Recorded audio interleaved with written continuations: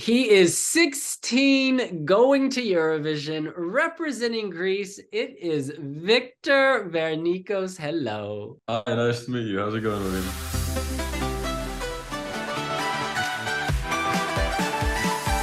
Oh, so good. I mean, 16 and going to Eurovision. What are you feeling about that? I'm feeling absolutely crazily excited. Obviously, it's been an absolutely great experience even until now, and I can't wait to get on the Eurovision stage, man. It's insane.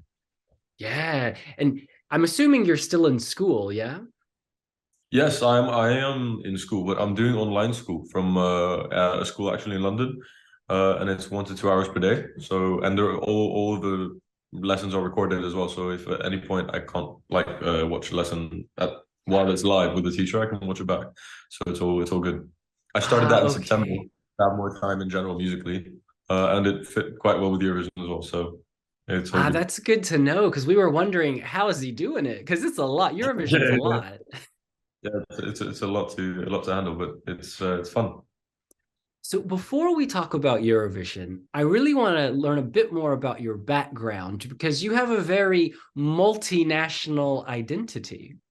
Yes, I do. I do. I'm half Danish. I'm half Greek as well. I love both countries from the bottom of my heart. My mom's Greek and my dad's Danish. I grew up in Greece. I was born here as well. And yeah, that's the way I grew up. It's really interesting. So I wonder, can you identify different parts of your personality that may be more Danish or more Greek? Oh, maybe. I guess I'm quite structured in the way that I do things. So, and I'm not.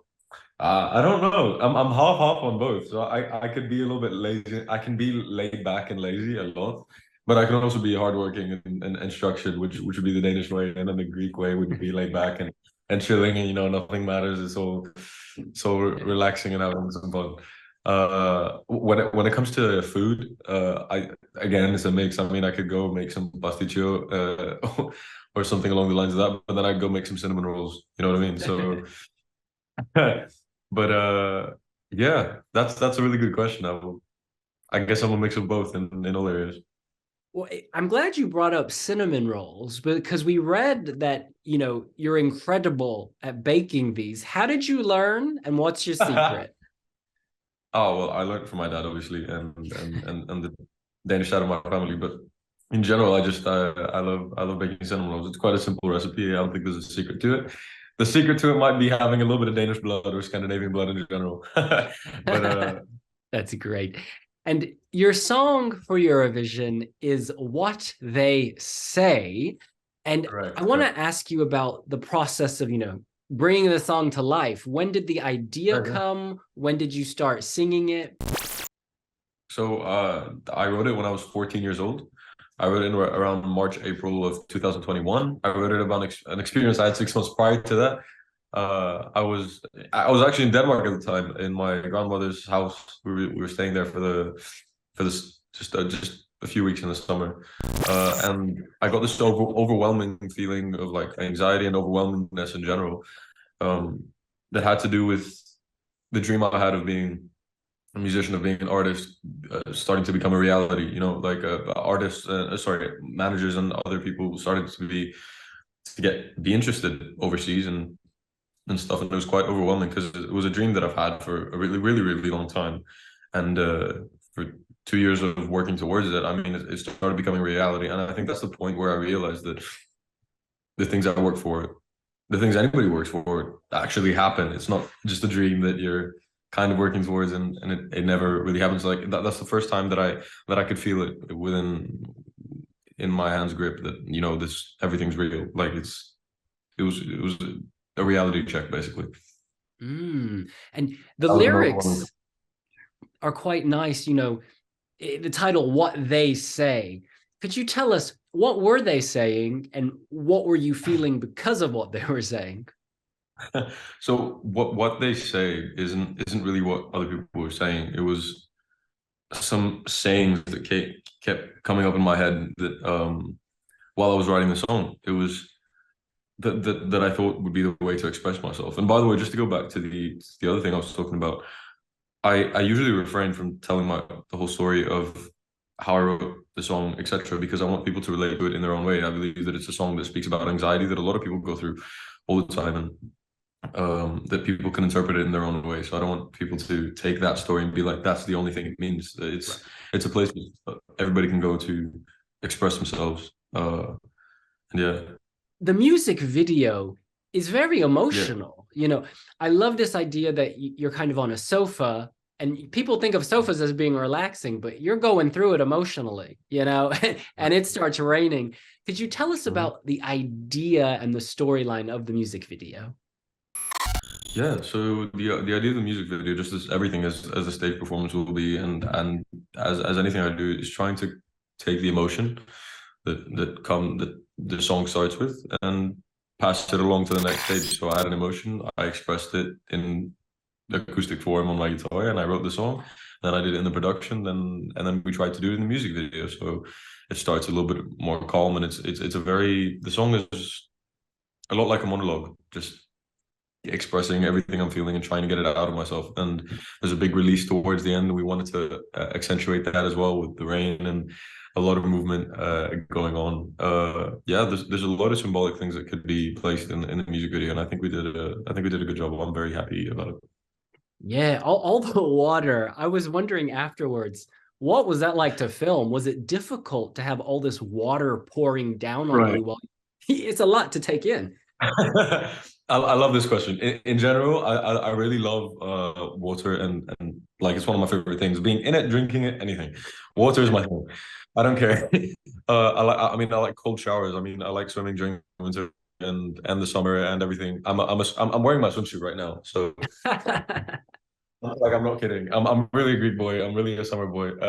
And but that water, even though I'm used to cold water, that water was cold and it came drop by drop. Oh, So that's the most annoying thing because I get goosebumps right when it starts hitting me because it's not just a stream of water. It's like these little annoying drops hitting you every second, and it's like ah. But I got used to it. It was hard work. I mean, we were there for like 15 hours, 16 hours. Um, we try to get it all in one go to keep the emotion and the feel going. It was tough, but I enjoyed it, so it was and nice. just to confirm, this was indoors. This was not some outdoor setup. Yes, it was indoors. It was indoors. I pity whoever had to clean that mess up. I hope there was a good drain. I do too. I feel so sorry. But actually, we all worked on it, and I helped as well to get Okay, everything out. nice. So, so good. And you know, living between Greek culture, Danish culture, and you obviously speak English as well and have school in the UK. I guess when you write music, is English the language you think in, or do you start in Greek and translate to English? How does that go? I think in both languages, but when I write music, I've always been expressing myself in English, and I've been thinking in English. I guess I think in English more because of school and because when we're at home, we speak English between all of us because it's a common language we all understand between my mother and my father and my siblings. So I guess yeah, it originates from English. I don't think in Greek and then translate, and that could be due to me listening to more English music, English language music, growing up, and in general hearing that language more. So the English language I go for. Okay. And in terms of Liverpool, we're all dying to know. Can you tell us anything about your stage show? It's gonna be fun. That's what I can say. It's gonna be fun with you. What I said before, I'm trying to connect to bring out the emotion of the song, just as in the music video, onto the stage. There's gonna be a release in the end. It's gonna feel very esoteric and monologue and very vulnerable in the start and in the verses in general. And yeah, I'm just trying to express the song and the phases it goes through to the best extent possible. Mhm. That's all. And phases is a really good word because what I love about this song is it changes consistently. So you don't get Yeah. bored, right? Like you're moving from it's very quiet and you got that beat coming in and you got the different instrumentation. I guess creating that is not easy. I guess, did you guys really have to work on perfecting the production? Was it I guess Well, how I difficult produced was it? I produced the song myself. So I wrote the song in April, March, and then I produced it in about 2 days after as well. In November, I was still just after I turned 14, I think. No, after I turned 15, must have been around there, around my birthday. And yeah, no, it was a great experience. Usually when you have something on your chest and when it's something really real to you, the music just flows. Like it comes out. It was one of Mm. the fastest songs you write, pretty much fastest songs you write. Not the ones you write in 15 minutes, but the ones you write in an hour, like in 20 minutes, in 30 minutes. I mean, it's different for everybody, it depends on the song. But the ones you write quick are usually the ones that it's a sign of the thing you're writing about to be real and that the expression is actually happening. It's going onto the paper. You have something to say. And I felt like I had something to say with that song. It took me so long to get to the production because it was a song that I knew meant something to me. It was my favorite song in its acoustic form already. So I was aching to make a production that really does it justice. And then I finally some inspiration came and I did the production as well. I worked on the mix and the master with another producer. His name is Steve Sovolos, and I co-mixed it and he mastered it, but I was in the studio the whole time, and that was a very challenging process because we didn't have much time to finish the song, but it was a great experience, and I think we got the result we wanted to. And when it came time to apply for Eurovision, did you know this is the song you wanted, or were you debating between other songs you'd worked on? I was not debating with it any song. I was totally sure about what they say, and I wanted to show that I was sure, so I only submitted one song as well. But I mean, when I made Eurovision Goal, I was also writing other music that thought it could go to Eurovision, that I could use for Eurovision because my song was originally longer than 3 minutes. It was 4 minutes and like 13 seconds. It was quite long. Um, but then I finally figured out how to make it 3 minutes, and I was like, okay, this sounds a lot better than the other ones. So I'm like, even though the other songs are songs that would be good for Eurovision, but they sound like Eurovision songs. I feel like my song is something that doesn't sound like a Eurovision song. It Yeah. it sounds a little bit different. It doesn't sound like it's made for Eurovision. That's what I like about it because it's authentic, it's real to me, and it's honest. Mm. And a lot of fans we notice in the comment section, they want to know, will he release the song in the Greek language? I do not have any plans of releasing the song in the Greek language. Uh, I want to stay true to myself and express myself in the language that expresses me at the moment and through that time. So I don't think just doing it in a Greek language would do it justice. I mean, I'd love to do lyric videos in all languages and stuff like that, but actually changing the production and making it Greek, I don't think would fit this song. So I think I'd stay to the English version, even though I love Greek so much as a language in general, so rich in its vocabulary. And you are performing eighth in semi-final two after Iceland, before Poland. Do you have a reaction? Are you excited to be performing in the middle of the show? I'm very excited. I've been told it's a good place to perform in, so I'm hoping that brings us some luck and everything goes perfectly. Yeah, it's nice. They put you very last in the first half. So people were like, ooh, they must really like his stage show. Maybe, maybe.